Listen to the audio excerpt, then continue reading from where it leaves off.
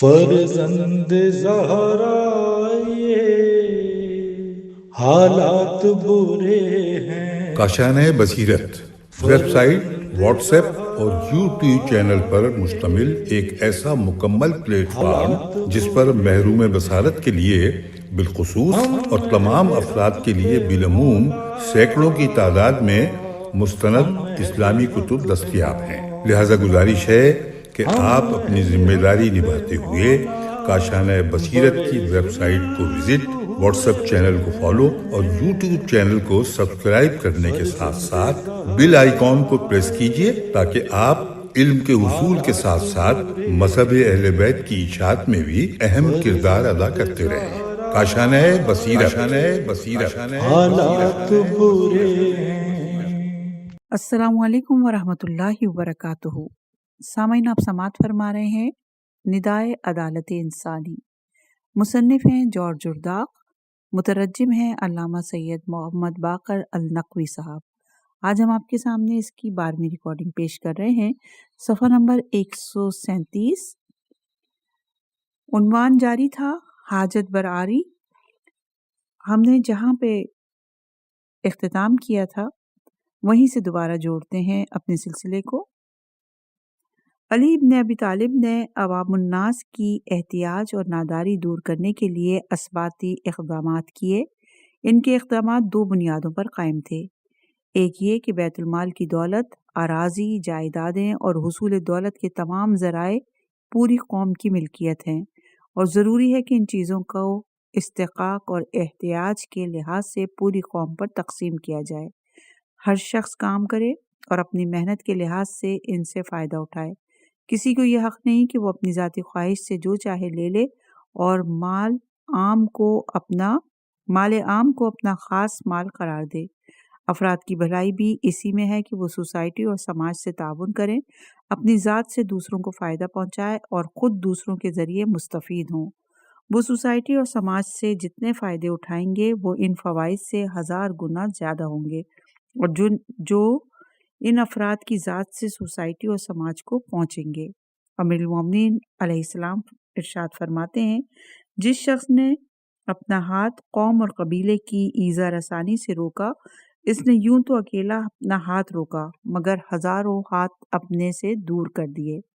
حکومت کو چاہیے کہ اس عادلانہ سیاست کو مکمل حیثیت سے برتے، اس لیے کہ عوام بمنزلہ ایک جسم کے ہیں، اور حکومت پر لازم ہے کہ اس جسم کے تمام اعضاء کے ساتھ ان کی ضرورتوں کے مطابق برتاؤ کرے، نہ کسی کو نظر انداز کرے، نہ کسی کے حق میں کوتاہی کرے، نہ ان کے درمیان تفریق اور امتیاز کو روا رکھے۔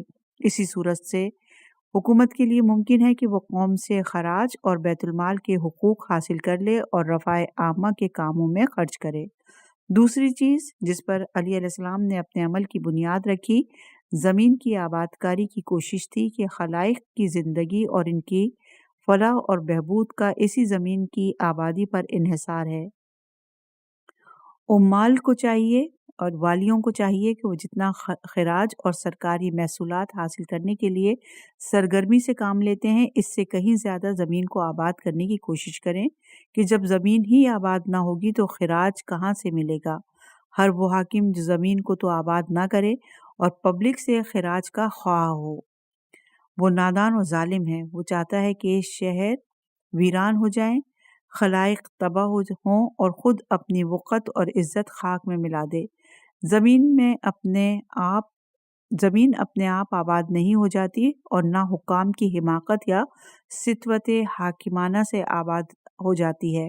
نہ زمین کی آبادی اس کا نام ہے کہ اس پر اونچے اونچے محلات ہوں جس میں بڑے بڑے دولت مند اور فارغ البال افراد مقیم ہوں۔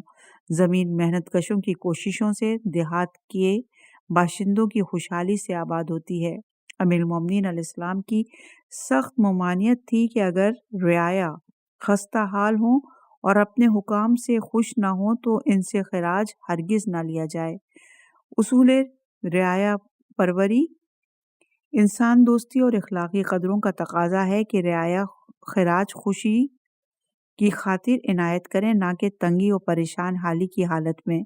والیوں کا فریضہ ہے کہ وہ پہلے رعایا کو خوشحال بنانے کی کوشش کریں، پھر خراج اور محصولات وصول کرنے کی طرف توجہ ہوں۔ امیر المومنین علیہ السلام اپنے خراج لے کر کارندوں سے فرماتے ہیں، لوگوں سے خراج وصول کرنے کے لیے ان کے جاڑے یا گرمی کے کپڑوں اور مویشیوں کو جن سے وہ کام لیتے ہیں فروخت نہ کرو، اور نہ کسی کو پیشے کی خاطر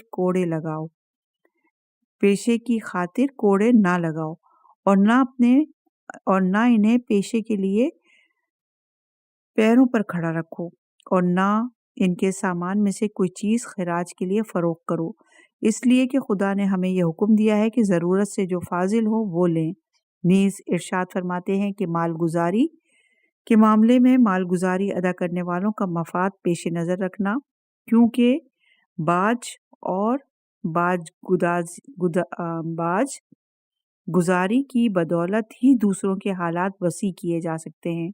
زمین اور اس کی آبادی کے متعلق امیر المومنین علیہ السلام کے یہ کلمات اور آپ کا اندازہ کہ حکومت کی فلاح و بہبود موقوف ہے رعایا کی فلاح اور بہبود پر اتنا صحیح اور درست ہے کہ صدیاں گزر گئیں مگر ان کی صداقت میں ذرا برابر فرق نہ آیا۔ آج جتنے بھی اقتصادی اور معاشرتی علوم رائج ہیں سب اس کی تائید کرتے ہیں۔ رعایا زمین کو آباد کرنے میں کس طرح کوشش کریں، کیوں کر زمین کا سینہ چیر کر اس کی نعمتوں کو برآمد کریں تاکہ افراد اور عوام کی آسائش کا سامان ہو۔ علی علیہ السلام نے اس کے لیے ایک ایسا عام قاعدہ مقرر کیا جو آج کے اجتماعی علوم میں بھی ثابت اور مسلم ہے۔ زمانے جاہلیت کے لوگوں اور گزشتہ زمانے کے بت پرستوں کا قاعدہ یہ تھا کہ زمین کو آباد کرنے کا کام غلاموں، قیدیوں اور کمزوروں سے زبردستی لیتے، اور اگر ان کے حال پر کچھ ترس آتا تو تھوڑی مزدوری بھی لے لیتے، لیکن زمین کی پیداوار کا اکثر و بیشتر حصہ وہ لوگ اٹھا کر لے جاتے جو زمین کے مالک تھے، اور بغیر محنت کے ساری پیداوار ہتھیا لیتے۔ یہ طبقہ معززین اور اشراف اور دولت مندوں اور جاگیرداروں کا طبقہ تھا۔ ان لوگوں کے قانون میں نہ انسان کی کوئی قیمت تھی، نہ ان کی محنتوں کا کوئی صلہ۔ سلاطین اور حکام خلائق کو اپنا بندہ سمجھتے اور ان سے ہر طرح کی بیگار لیتے۔ ان کی شریعت کی بنیاد ہی لوگوں کو اپنا غلام بنانے، بلکہ یوں کہیے کہ بدبختوں اور بیچاروں کے قتل پر مبنی تھا۔ لوگوں کی فکریں پست تھیں، حکام ان کی نادانی کو غنیمت سمجھتے اور ان کو اپنا غلام بنا لیتے۔ بت پرستوں، کاہنوں نے بھی جو اس زمانے کے مذہبی پیشوا ہوا کرتے، غلام بنانے کو مذہبی طور پر جائز قرار دے کر حکام کا ہاتھ مضبوط کر دیا تھا۔ ان کاہنوں نے عوام کو ایسا فریب دے رکھا تھا کہ وہ حکام کی آسائش کے لیے سر کاٹ کر ان کی ہتھیلی پر رکھ دیتے، اپنے کو ہولناک مہلکوں میں ڈال دیتے، اپنی جانیں گنوا بیٹھتے تاکہ حکام بے شمار دولت کے مالک ہو جائیں اور اپنے قلم رو میں ایک اور ملک شامل کر لیں۔ یہ سب کچھ کبھی وطن کے نام پر ہوتا، کبھی اس کے معبود کے نام پر جس کی وہ لوگ پرستش کرتے۔ مشہور انگریزی مورخ ویلس لکھتا ہے کہ بت پرست کاہنوں لوگوں کو سکھاتے تھے کہ زمین جس کو تم جوتتے بوتے ہو تمہاری ملکیت نہیں، بلکہ ان خداؤں کی ملکیت ہے جن کے بت مندروں میں آویزاں ہیں، اور خداؤں ہی نے یہ زمینیں حکام کو دے رکھی ہیں۔ اب یہ حکام کی مرضی پر موقف ہے کہ کسان خود بھی یہ یقین کرنے لگے تھے کہ ہم جس زمین کو جوتتے اور بوتے ہیں وہ ہماری نہیں، ان کا مالک اور معبود بت ہے، اور ہمارا فرض ہے کہ زمین کی پیداوار کا ایک حصہ بت کے نائب کے حوالے کر دیں، یا یہ کہ معبود نے یہ زمین حاکم کو عنایت کر رکھی ہے اور حاکم کو حق ہے کہ جس قسم کے ٹیکس چاہے لگائے، یا یہ کہ حاکم نے یہ زمین ایک زمیندار کو دے رکھی ہے اور وہ زمیندار ہمارا آقا ہے۔ بعض اوقات بت یا حاکم یا زمیندار کا کوئی کام پڑ جاتا، اس وقت کسان کا فریضہ تھا کہ زمین چھوڑ کر اپنے مالک کے کام میں لگ جائے۔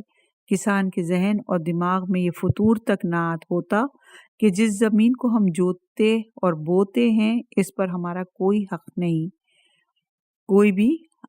ہمارا بھی کوئی حق ہے۔ غرض کے کسان کو نہ تو کوئی اختیار ہی حاصل تھا اور نہ زمین پر کوئی حق ہی تھا۔ عرب کی تاریخ ہمیں بتاتی ہے کہ حضرت علی علیہ السلام کے بعد جن لوگوں کے ہاتھوں میں عنان حکومت آئی، انہوں نے زمین، اس کی پیداوار اور حکومت کے خزانے کو اپنی ذات کے لیے مخصوص کر لیا۔ ان لوگوں کا کہنا تھا کہ یہ تمام مال خدا کا ہے اور ہم زمین پر خدا کے نائب اور نمائندے ہیں، جس کو ہم چاہیں دیں، جس کو چاہیں نہ دیں، کسی کو ہم پر اعتراض کرنے کا حق نہیں۔ لیکن علی ابن ابی طالب کو حقیقت امر کا پورا علم تھا، اور وہ بہت دور اندیش اور گہری نگاہ رکھنے والے انسان تھے، اور اچھی طرح جانتے تھے کہ خدا کو زمین اور مال کی کوئی حاجت نہیں، اور یہ زمین ان لوگوں کی ہے جو اس پر محنت کریں۔ علی علیہ السلام یہ بھی جانتے تھے کہ اگر کسان اور کاشتکار تہی دست ہوں گے تو زمینیں ویران ہو جائیں گی اور محصول ملنا مشکل ہوگا۔ زمینوں کی آبادی انہیں لوگوں کے ہاتھوں ہو سکتی ہے، انہی لوگوں کے ہاتھوں ہو سکتی ہے جو اس کے مالک ہوں اور اس کی پیداوار سے فائدہ اٹھائیں۔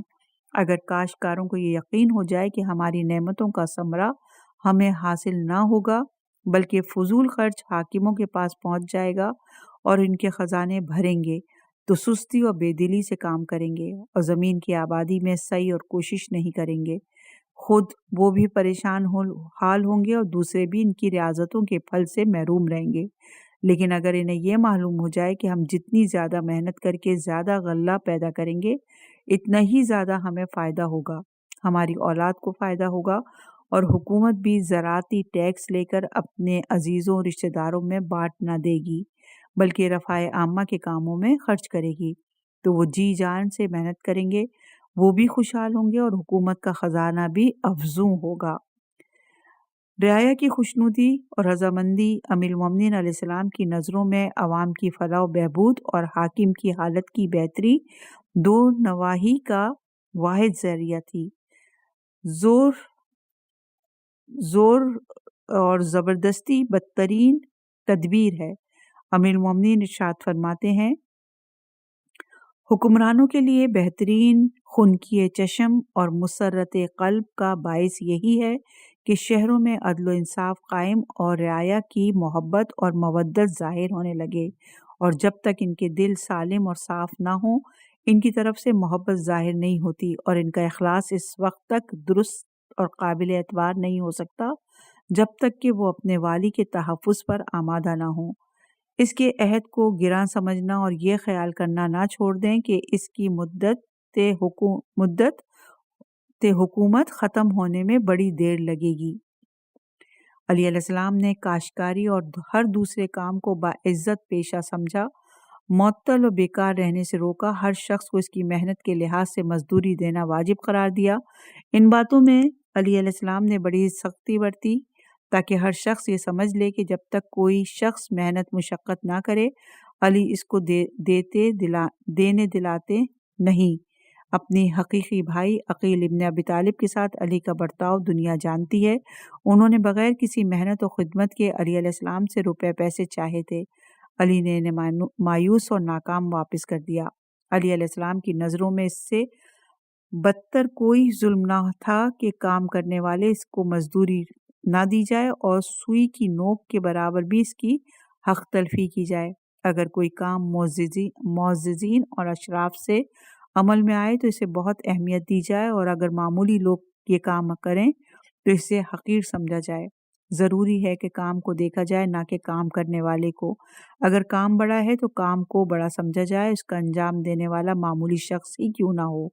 معمولی کام ہو تو اسے معمولی ہی سمجھا جائے، چاہے اس کام کو کرنے والا بڑا ہو یا چھوٹا۔ آپ کے زمانے میں بہت سے کارگزار اور محنت کرنے والے ایسے تھے جنہوں نے اپنی مزدوری نہ پائی، مشقتیں اٹھائیں، مگر وہ مشقتیں رائگاں گئیں۔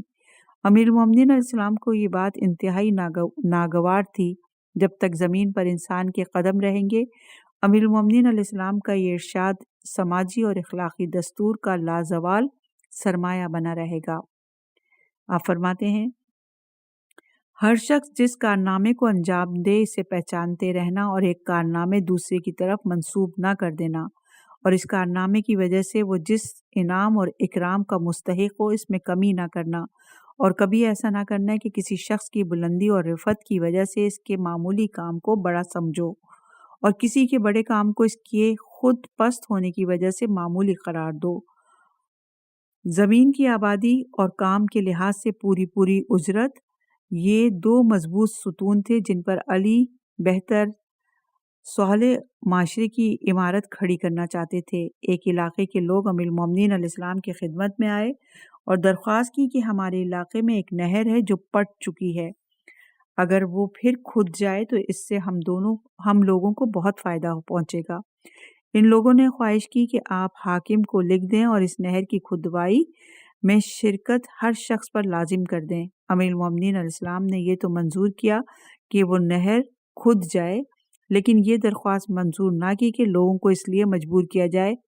آپ نے اس علاقے کے حاکم قرطہ بن کعب کو لکھا، اما بعد تمہارے علاقے کے لوگ میرے پاس آئے اور انہوں نے مجھ سے ذکر کیا کہ ان کے علاقے میں ایک نہر تھی جو اب پٹ چکی ہے، اگر وہ نہر یہ لوگ پھر کھود لیں تو اس کے ذریعے ان کا علاقہ آباد ہوگا اور ہر قسم کا خراج دینے پر انہیں قدرت ہوگی اور ان کے یہاں مسلمانوں کے محاصل میں اضافہ ہوگا۔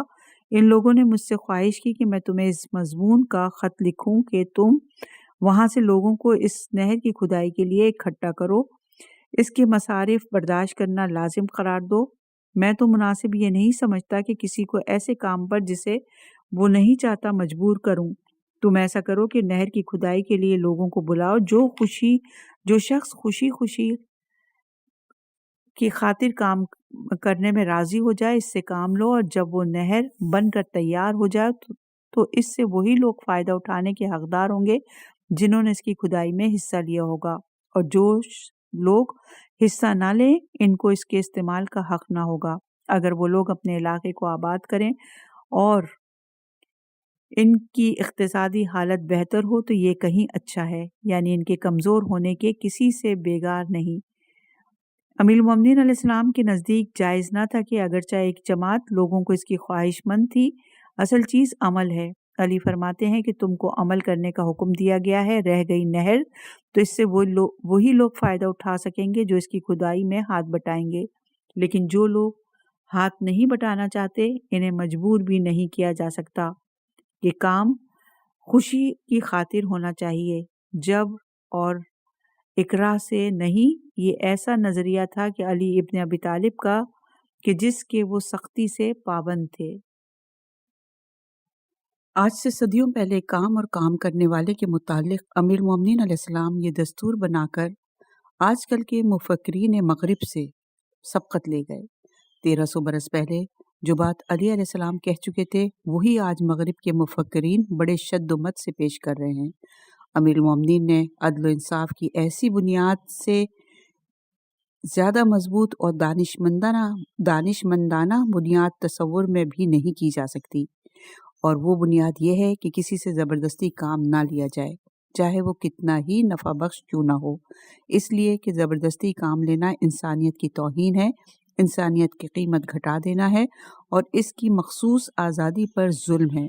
مزید برآں وہ کام بھی بے وقت ہو جاتا ہے جو زور زبردستی سے ہو، کیونکہ جس پر زبردستی کی جائے گی وہ کبھی کام نیک نیتی اور تندہی سے نہیں کرے گا، بلکہ اس کی طبیعت اس سے گریزاں ہی رہے گی۔ البتہ آپ نے دوسری طرف انہیں ترغیب دلائی، وہ یوں کہ آپ نے صراحت فرما دی کہ وہ شخص نہر کھود کر بنائے گا، جو شخص نہر کھود کر بنائے گا وہی اس کے پانی سے فائدہ اٹھانے کا حقدار ہوگا اور دوسرا نہیں۔ آپ نے فرمایا نہر ان لوگوں کی ہے جنہوں نے اس کی کھدائی میں کام کیا، نہ کہ ان لوگوں کی جنہوں نے ہاتھ بٹانے سے گریز کیا۔ علی علیہ السلام کا یہی دستور وہ ستون ہے جس پر 20ویں صدی کے مفکرین کے عظیم ترین عقائد و نظریات قائم ہیں۔ اس بنا پر ہر شخص کے لیے کام کرنا ضروری ہے، کوئی شخص چھوٹا یا بڑا نہیں، مگر اپنے کام کے لحاظ سے جو شخص کام کرے گا اپنے کام کی جزا پائے گا۔ معززین اور اشراف کو یہ حق حاصل نہیں کہ دوسروں کی محنت کا ثمر خود ہتھیا لیں اور ان کے حق کا پاس اور لحاظ نہ کریں۔ اگر خدا کسی کو محبوب رکھتا ہے تو بقول حضرت علی علیہ السلام کے امانت دار پیشاور کو دوست رکھتا ہے۔ اگر کوئی شخص اپنی محنت اور مشقت سے مال حاصل کرتا ہے تو طبعی طور پر یہ اس کا مخصوص مال ہے، کیونکہ اس نے اپنے دست و بازو سے کمایا ہے۔ البتہ قوم و ملت کے صالح کا पास और लिहाज ज़रूरी है। ये माल, इसका ज़ाती माल उसी वक्त तक रहेगा जब तक कि मसालिह आमा को नुकसान ना पहुँचे। अगर मसलहत आमा मुतगाज़ी हुई कि अफराद के माल का एक हिस्सा एक ऐसे कामों में सर्फ किया जाए जो तमाम खलाइक की फलाह और बहबूद के लिए हों, तो बेशक इतना माल लेकर सर्फ कर दिया जाएगा। ये माल जिस तरह अफराद के फ़ायदे के लिए होता है, इसी तरह जामिया यानी कौम व मिल्लत के फ़ायदे के लिए भी। इसी बिना पर साहिबान नहर से बैतुलमाल के लिए खराज वसूल किया जाता है। जब मिल्कियत के हुदूद ये करार पाएंगे तो ना दौलत की बहतात होगी और ना कौम में नादारों का वजूद होगा। अगर कौम में कुछ ऐसे लोग भी होंगे जो काम करने से मजबूर नातवा हों, जैसे छोटे यतीम बच्चे, तो क्या अली अलैहिस्सलाम ने अरबी ममालिक के लोगों की तरह इन्हें फरोमोश कर दिया, इनकी तरफ कोई तवज्जो नहीं की या इनका पास और लिहाज भी किया और अदल व इंसाफ के मवाफिक और इखलाक के तकाज़ों के मुताबिक इनका ख्याल किया? बिलाशुबा कौम व मिल्लत का अफराद पर हक़ है और अफराद का कौम व मिल्लत पर। कौम मिसले एक जिस्म के है जो मुख्तलिफ आज़ा से मुरक्कब होता है। हर उज़ू के लिए ज़रूरी है कि दूसरे उज़ू की मदद करे। हर शख्स को हक़ है कि अपने काम का फ़ायदा उठाए। खुदावंद आलम ने ज़रूरियात ज़िंदगी में सबको हिस्सा दिया, लिहाजा किसी को हक़ नहीं कि ज़रूरत ज़िंदगी को अपने लिए मखसूस करे, दूसरों को महरूम करे। लेकिन वो लोग जो काम करने से आजिज़ और लाचार हों, जैसे कमसिन बच्चे और बूढ़े और ज़ईफ़, तो कौम का फरीज़ा है कि इनकी ज़रूरियात की किफ़ालत करे। वो लाचारों के साथ इसी तरह इंसाफ करे जिस तरह दूसरों लोगों के साथ इंसाफ से काम लेती है। ये वाजिबी हक़ है कि कोई नेकी और एहसान नहीं, और इस हक़ की अदायगी के ज़िम्मेदार और जवाबदेह हुकूमत और हुकूमत के अफराद हैं। हज़रत अली अलैहिस्सलाम इरशाद फरमाते हैं, तमाम रियाया में ये लोग सबसे ज़्यादा इंसाफ के मोहताज हैं, लिहाजा हर एक का हक़ इसको अदा करके खुदा के सामने पेश करने के लिए उज़्र मुहैया कर लो, और इन यतीमों और सन रसीदा लोगों की खबरगिरी करो जो ना खुद अपनी माश के लिए कोई हीला रखते हैं और ना दस्ते सवाल फैलाने के लिए दूसरों के आगे खड़े होते हैं। अली अलैहिस्सलाम इस मामले में हज़ारों मुफक्किरीन और दानिशमंदाना ने मगरिब पर सबकत ले गए। उन्होंने इसी ज़रूरी बात का एहसास किया और इन आजिज़ और नातवा अफराद के हुकूक का पास और लिहाज हुकूमत के फ़राइज़ से करार दिया। नेकूकारों के तफज़्ज़ुल और एहसान पर नहीं छोड़ा ताकि रियाकार मुनाफिकों को फितना और फसाद फैलाने का मौका बाकी ना रहे। अली अलैहिस्सलाम का ज़मीर, इनकी अक्ल दोनों इस बात के अच्छी तरह से मुतारिफ थे कि तमाम इंसान ज़िंदा रहने का हक़ रखते हैं। ये हक़ इज्तिमाई ज़िंदगी की ज़रूरियात से है और हुर्रियत और आज़ादी इस वक्त तक किसी काम की नहीं जब तक रोज़ी मैसर ना हो, ना बग़ैर इसके कि बेहतर माशरा वजूद में आ सकता है। आपने कानून बना दिया कि तमाम इंसानों के यकसा हुकूक हैं, सब हुकूक में एक दूसरे के बराबर हैं। फिर आपने इसी कानून की रोशनी में ये तय किया कि बैतुलमाल की दौलत के हाजतमंद अफराद ज़्यादा मुस्तहिक हैं, ना कि दौलतमंद हजरात, ख्वाह दौलतमंद हजरात इस्लाम में साबिक़ियत ही क्यों ना रखते हों। मेहनत कोशिश ही मुस्तहिक बनाती है। मजदूरी का और मेहनत ही करके कोई माल हासिल करता है या ज़मीन का मालिक बन सकता है। अमीर मोमिनीन अलैहिस्सलाम के फरामीन हुक्काम और वालियों को मुसलसल पहुँचते रहते। इन पर सख्त ताकीदें होती कि अवाम को सताइश नहीं, जो काश्तकार तहीदस्त हों इनसे खराज का तकाजा न करें, बल्कि इनकी मदद और अनात करें ताकि वो मेहनत करके ज़मीन से ज़्यादा पैदावार हासिल करें।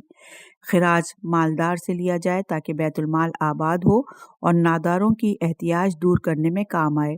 कितनी शर्मनाक बात है कि हम आजकल के ज़माने में, जबकि इंसानी हुकूक का बड़े शद्दुमत से ऐलान किया जाता है, बहुत से मशरक़ी ममालिक को देखते हैं कि वो गरीबों पर टैक्सों के बोझ लाद देते हैं और जो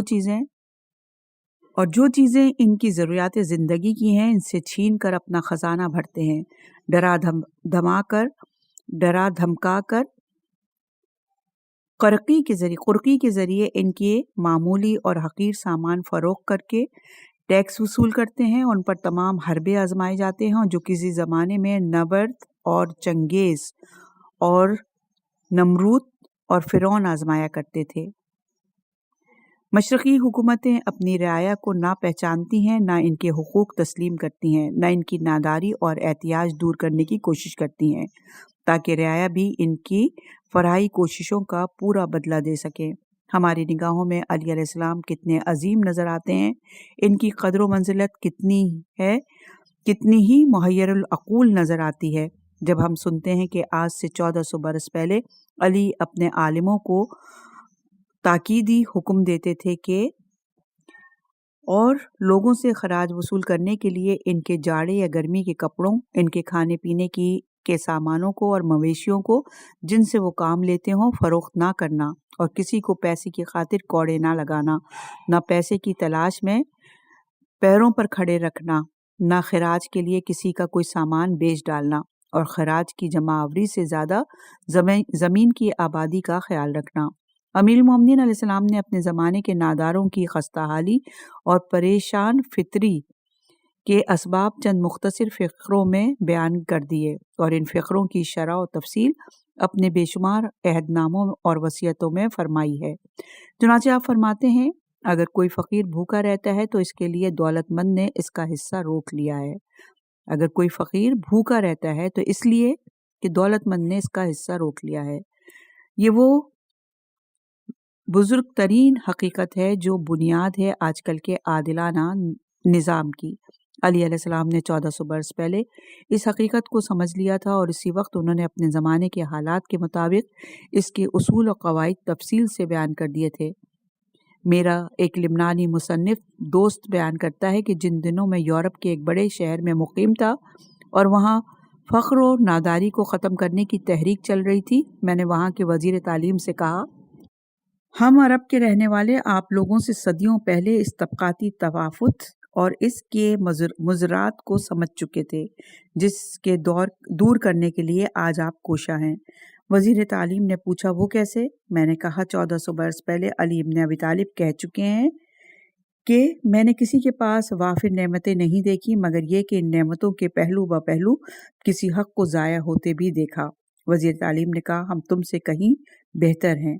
मैंने कहा, वो कैसे? वज़ीर तालीम ने कहा, वो यूं कि एक अरबी शख्स ने बावजूद ये कि आज से 1400 बरस पहले इस हकीकत को समझ लिया था, लेकिन आज तक तुमने इस नादारी को ख़त्म करने की कोशिश नहीं की, इस फ़ख्र और नादारी की मुसीबत में आज तक मुब्तला हो और हम तुमसे पहले ही फ़ख्र और नादारी से निजात पाने की तदबीरों में लग गए, लिहाजा तुम लोग हम लोगों से 1400 बरस पीछे हो। यानी अगर हम हज़रत अली का फ़िक्रा इसी वक्त सुन लेते तो हम इसी वक्त से मसरूफ़ अमल हो जाते।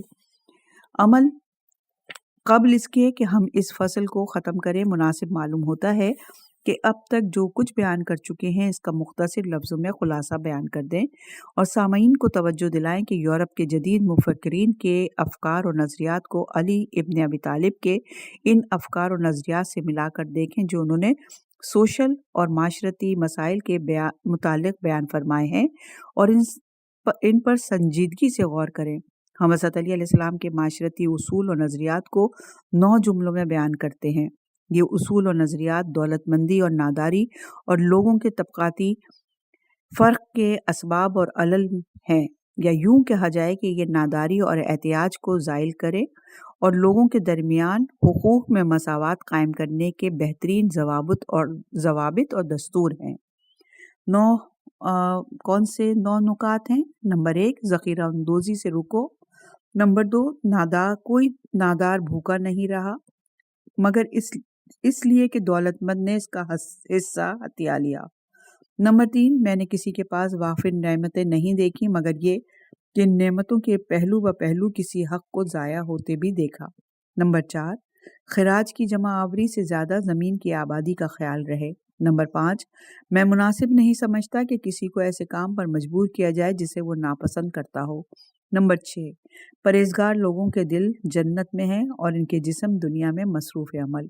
नंबर 7, नहर इसकी है जिसने इसकी खुदाई में हाथ बटाया, ना उसकी کہ جس نے نہ ہاتھ بٹایا نہ پیسے سے مدد کی۔ نمبر 8، جو شخص کسی کارنامے کو انجام دے اسے پہچانتے رہنا اور ایک کا کارنامہ دوسرے کی طرف منسوب نہ کرنا۔ نمبر 9، خبردار ان چیزوں کو اپنی خاص ملکیت نہ بنا لینا جس میں تمام لوگ برابر کے حصے دار ہوں۔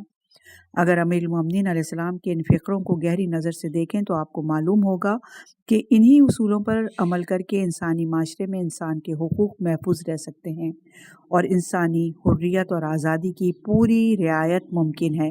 یہ وہ اصول ہیں جن پر آج کل کے کمیونزم کے نظریات قائم ہیں اور ان میں کوئی بات ایسی نہیں جو کمیونزم کے مخالف ہو۔ اختتام ہوتا ہے اس باب کا۔ انشاءاللہ کہ اگلی ریکارڈنگ میں نئے عنوان اور نئے باب کے ساتھ حاضر ہوں گے۔